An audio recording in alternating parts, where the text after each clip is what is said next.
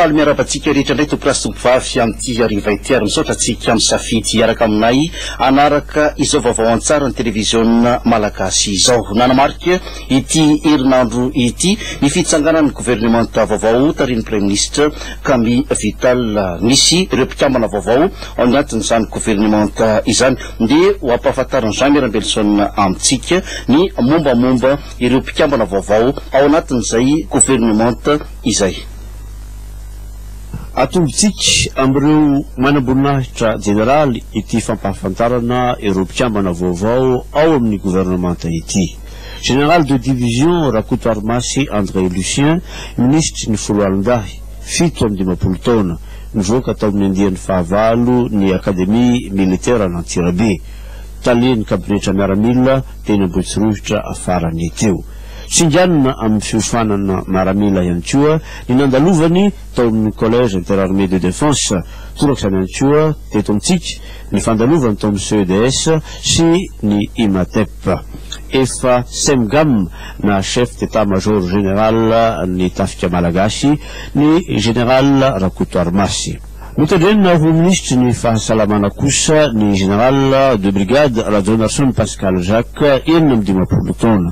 Nouvelle tao amin'ny faculté de médecine Ankatso, tao amin'ny académie des sciences de la santé Fort Sam Houston San Antonio en États-Unis ary koa tao amin'ny université ny Bordeaux 2.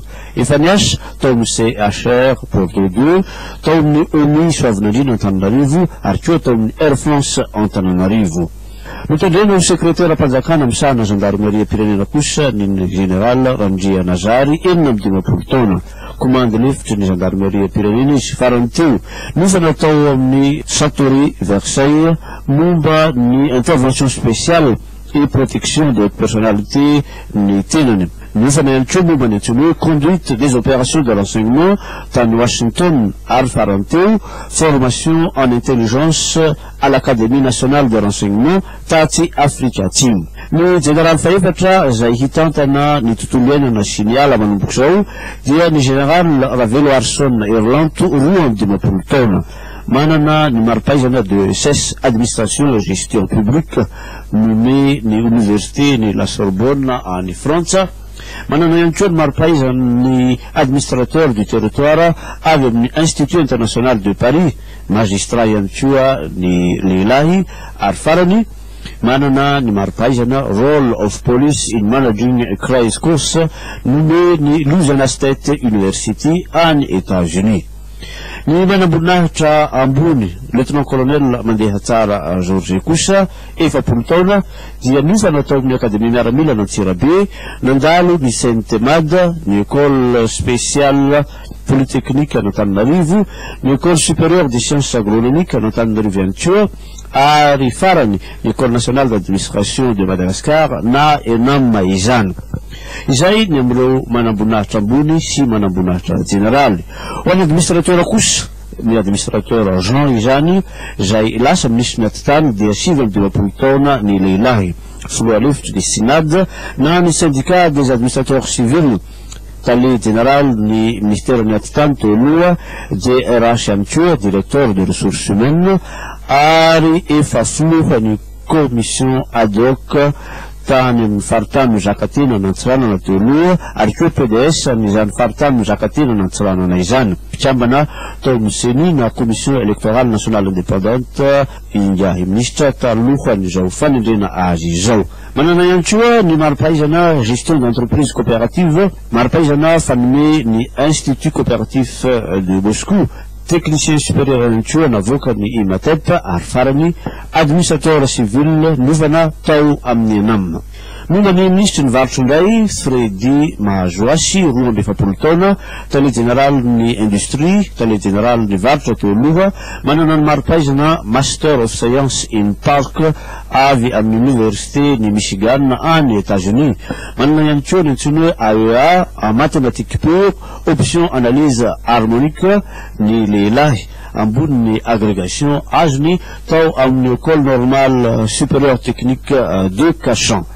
Ny ministre Zandrindrindra Iary Jacques Arangson 30 taona, tale général ny Ibonia teo aloha, expert en pro-invest pour la mise en place d'une communauté en ligne.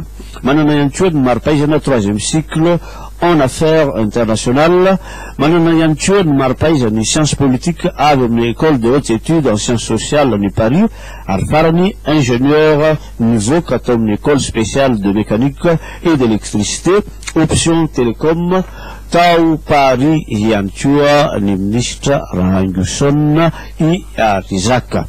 Momba ny ministre malaza arivo Félix indray 7 taona ministry ny fifandraisana na ny serasera dia manana ny maripaizana fanome ny Institut international léniniste ao Moscou ny tenany, DESS en journalisme, spécialité animateur de chaînes radio et télévision. Raha ny andraikitra no tanany farany dia secrétaire général mpisolokera tao ministère ny fifandraisana.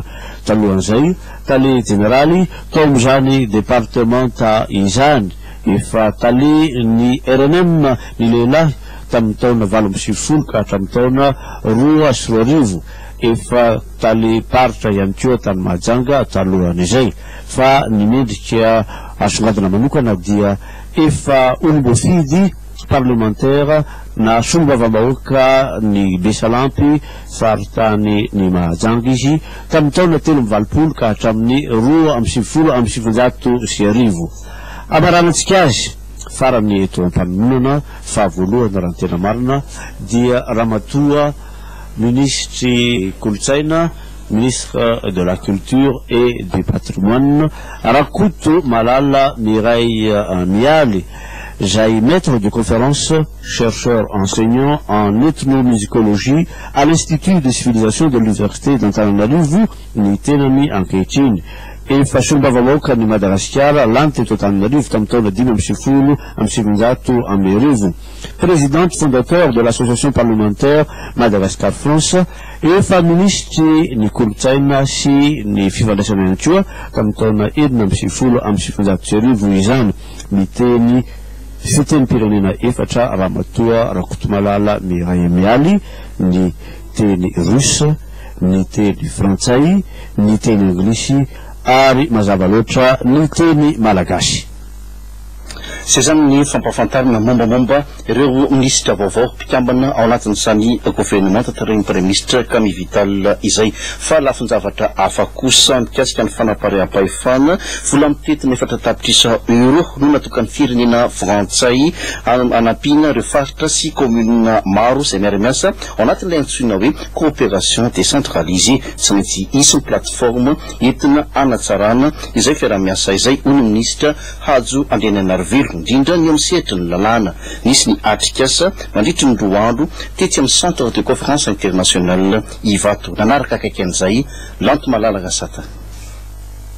Madagasikara no firenena faefatra ty Afrika iroborobo ny fiara-miasa eny anivon'ny vondrom-paritra amin'ny frantsay hoy Andriamatoa Jean Champan izay miasa eo anivon'ny masoivo frantsay.